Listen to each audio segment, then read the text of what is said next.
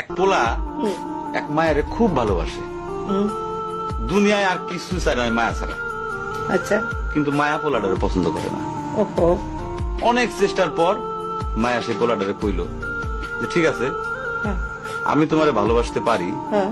আমার একটা জিনিস আইনে দিতে হবে। কি রে? পোলাটা তখন কইল যে তোমারে পাওয়ার লিগা আমি দুনিয়ার যে কোনো জায়গা থেকে যে কোনো জিনিস আইনা দিতে পারি। হ্যাঁ হ্যাঁ।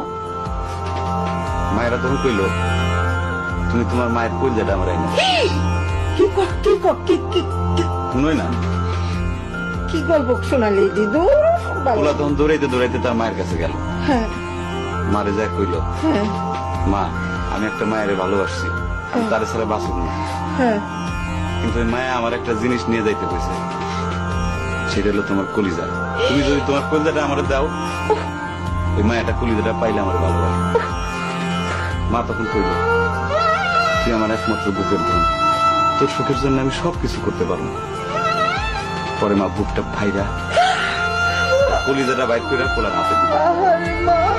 পোলাটা কলিজাটা হাতে পাইয়া যে কি খুশি, মা দৌড়াইতেছে দৌড়াইতেছে দৌড়াইতেছে, দৌড়াইতে দৌড়াইতে হঠাৎ রাস্তার মধ্যে উষ্টা খাইয়া পড়ে গেছে।